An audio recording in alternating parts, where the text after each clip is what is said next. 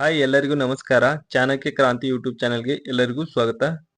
ಇವತ್ತಿನ ವಿಡಿಯೋ ಅಂಚೆ ಇಲಾಖೆಯಲ್ಲಿನ 44,248 ಹುದ್ದೆಗಳ ಕುರಿತು. ಕೇಂದ್ರ ಸರ್ಕಾರದ ಅಂಚೆ ಇಲಾಖೆಯಲ್ಲಿ 44,248 ಹುದ್ದೆಗಳಿಗೆ ಅರ್ಜಿಯನ್ನು ಆಹ್ವಾನಿಸಲಾಗಿದೆ. ಈ ಪೈಕಿ ಕರ್ನಾಟಕಕ್ಕೆ 1,940 ಹುದ್ದೆಗಳನ್ನು ಮೀಸಲಿಡಲಾಗಿದೆ.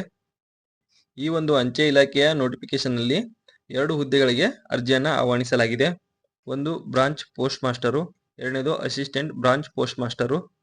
ಈ ರೀತಿಯ 2 ಹುದ್ದೆಗಳಿಗೆ ಅರ್ಜಿಯನ್ನು ಆಹ್ವಾನಿಸಲಾಗಿದೆ.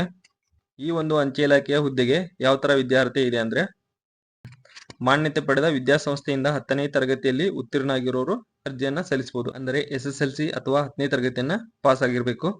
ಹಾಗೆ 10ನೇ ತರಗತಿಯಲ್ಲಿ ಇಂಗ್ಲಿಷ್ ಮತ್ತು ಗಣಿತ ವಿಷಯಗಳನ್ನು ಒಳಗೊಂಡಿರುವುದು ಕಡ್ಡಾಯ. ಅಂದರೆ ನೀವು 10ನೇ ತರಗತಿಯಲ್ಲಿ ಓದಿರುವಂತಹ ವಿಷಯಗಳಲ್ಲಿ ಇಂಗ್ಲಿಷ್ ಮತ್ತು ಗಣಿತ ವಿಷಯಗಳನ್ನು ಒಳಗೊಂಡಿರುವುದು ಕಡ್ಡಾಯವಾಗಿರುತ್ತದೆ.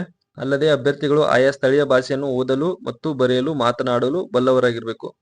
ಅಂದರೆ ನೀವು ಯಾವ ರಾಜ್ಯಕ್ಕೆ ಅಪ್ಲೈ ಮಾಡ್ತಿರೋ ಆ ರಾಜ್ಯದ ಭಾಷೆ ಓದಲು ಮತ್ತು ಬರೆಯಲು ಬಲ್ಲವರಾಗಿರಬೇಕು. ಹಾಗೆ ಕಂಪ್ಯೂಟರ್ ಜ್ಞಾನ, ಸೈಕಲ್ ಸವಾರಿಯನ್ನ ತಿಳಿದಿರಬೇಕು. ಅಂದರೆ ಬೇಸಿಕ್ ಕಂಪ್ಯೂಟರ್ ಜ್ಞಾನವನ್ನ ಹೊಂದಿರಬೇಕು. ಹಾಗೆ ಸೈಕಲ್ ಅನ್ನ ಓಡಿಸಲು ಬರುತ್ತಿರಬೇಕು. ಈ ಒಂದು ಹುದ್ದೆಗೆ ವಯೋಮಿತಿ ಯಾವ ತರ ಇದೆ ಅಂದ್ರೆ, ಅಭ್ಯರ್ಥಿಗಳ ವಯೋಮಿತಿ ಕನಿಷ್ಠ 18 ವರ್ಷ ವಯಸ್ಸಾಗಿರಬೇಕು. ಹಾಗೆ ಗರಿಷ್ಠ 40 ವರ್ಷ ನಿಗದಿಪಡಿಸಲಾಗಿದೆ. ಅಂದ್ರೆ ಅಭ್ಯರ್ಥಿಗಳಿಗೆ ಮಿನಿಮಮ್ 18 ವರ್ಷ ವಯಸ್ಸಾಗಿರಬೇಕು. ಹಾಗೆ ಗರಿಷ್ಠ 40 ಮೀರಿರಬಾರ್ದು. ಈ ಒಂದು ಹುದ್ದೆಗೆ ಆಯ್ಕೆ ಪ್ರಕ್ರಿಯೆ ಯಾವ ತರ ಇರುತ್ತೆ ಅಂದ್ರೆ, ಈ ಹುದ್ದೆಗೆ ಯಾವುದೇ ಪರೀಕ್ಷೆ ಇರುವುದಿಲ್ಲ. ಅಂದ್ರೆ ಈ ಹುದ್ದೆಗೆ ಯಾವುದೇ ತರಹದ ಆನ್ಲೈನ್ ಪರೀಕ್ಷೆ ಹಾಗೂ ರಿಟರ್ನ್ ಪರೀಕ್ಷೆ ಯಾವುದೇ ತರಹದ ಪರೀಕ್ಷೆ ಇರುವುದಿಲ್ಲ.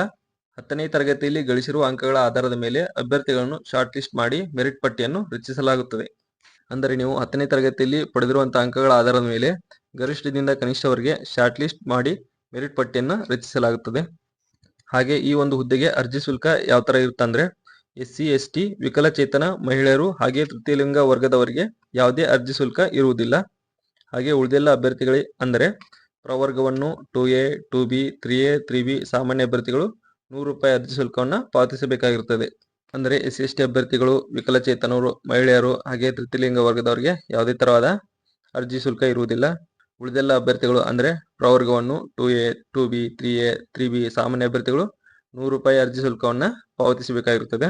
ಈ ಒಂದು ಅಂಚೆ ಇಲಾಖೆಯ ಹುದ್ದೆಗೆ ಯಾವ ತರ ವೇತನ ಇರುತ್ತೆ ಅಂದ್ರೆ, ಬ್ರಾಂಚ್ ಪೋಸ್ಟ್ ಮಾಸ್ಟರ್ ಹುದ್ದೆಗೆ ₹12,000 ಇಂದ ₹29,380 ಇರುತ್ತದೆ. ಹಾಗೆ ಅಸಿಸ್ಟೆಂಟ್ ಬ್ರಾಂಚ್ ಪೋಸ್ಟ್ ಮಾಸ್ಟರ್ಗೆ ₹10,000 ಇಂದ ₹24,470 ನಿಗದಿಪಡಿಸಲಾಗಿರುತ್ತದೆ. ಈ 2 ಹುದ್ದೆಗೆ ಒಂದೇ ವಿದ್ಯಾರ್ಥಿಯನ್ನ ನಿಗದಿಪಡಿಸಲಾಗಿರುತ್ತದೆ. 10ನೇ ತರಗತಿಯಲ್ಲಿ ಪಾಸ್ ಆಗಿರಬೇಕು. ಈ ಒಂದು ಹುದ್ದೆಗೆ ಅರ್ಜಿ ಸಲ್ಲಿಸಲು ಕೊನೆಯ ದಿನಾಂಕ ಆಗಸ್ಟ್ 5, 2024. ಅಂದ್ರೆ ಮುಂದಿನ ತಿಂಗಳು 5ನೇ ತಾರೀಕು ಆಗಸ್ಟ್ ನಲ್ಲಿ ಕೊನೆಯ ದಿನಾಂಕ ನಿಗದಿಪಡಿಸಲಾಗಿರುತ್ತದೆ. ಅರ್ಜಿ ತಿದ್ದುಪಡಿಗೆ ಕಾಲಾವಕಾಶ ಅಂದ್ರೆ, ನೀವು ಅಪ್ಲಿಕೇಶನ್ ಅಪ್ಲೈ ಮಾಡಿದ್ಮೇಲೆ ಏನಾದರೂ ತಪ್ಪಾಗಿದ್ದಲ್ಲಿ ನೀವು ಅದನ್ನ ತಿದ್ದುಪಡಿಯನ್ನ ಮಾಡಬಹುದು. ಈ ತಿದ್ದುಪಡಿಗೆ ಕಾಲಾವಕಾಶನ ಕೊಟ್ಟಿದ್ದಾರೆ. ಆಗಸ್ಟ್ 6ರಿಂದ ಆಗಸ್ಟ್ 8ರವರೆಗೆ ಕಾಲಾವಕಾಶವನ್ನ ನೀಡಿದ್ದಾರೆ. ಈ ಒಂದು ಡೇಟ್ ಒಳಗಾಗಿ ನೀವು ಅಪ್ಲಿಕೇಶನ್ ತಿದ್ದುಪಡಿ ಮಾಡಬಹುದು. ಕರ್ನಾಟಕದಲ್ಲಿ 1,904 ಹುದ್ದೆಗಳನ್ನ ವಿಂಗಡಿಸಲಾಗಿದೆ. ಹಾಗೆ ಯಾವ ಜಿಲ್ಲೆಗಳಲ್ಲಿ ಎಷ್ಟು ಹುದ್ದೆಗಳು ಇವೆ ಎಂದು ನೋಡೋಣ.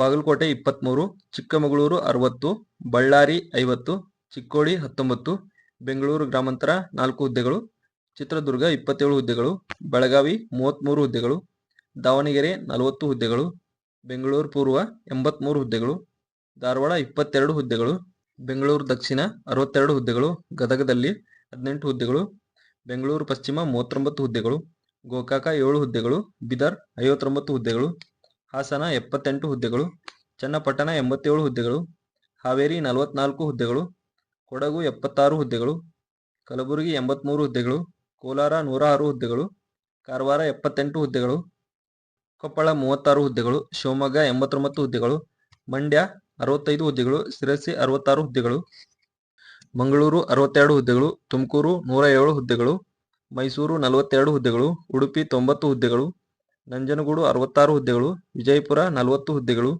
ಪುತ್ತೂರು 89 ಹುದ್ದೆಗಳು, ಯಾದಗಿರಿ 50 ಹುದ್ದೆಗಳು, ರಾಯಚೂರು 63 ಹುದ್ದೆಗಳು. ಇದೇ ತರನಾಗಿ ಎಲ್ಲ ಜಿಲ್ಲೆಗಳಲ್ಲಿ ಹುದ್ದೆಗಳನ್ನ ಈ ತರ ವಿಂಗಡಿಸಲಾಗಿದೆ. ಇದೇ ತರಹದ ಜಾಬ್ ನೋಟಿಫಿಕೇಶನ್ಗಳಿಗಾಗಿ ನಮ್ಮ ಚಾನಲ್ ಅನ್ನು ಶೇರ್ ಮಾಡಿ, ಸಬ್ಸ್ಕ್ರೈಬ್ ಮಾಡಿ. ಎಲ್ಲರಿಗೂ ಧನ್ಯವಾದಗಳು.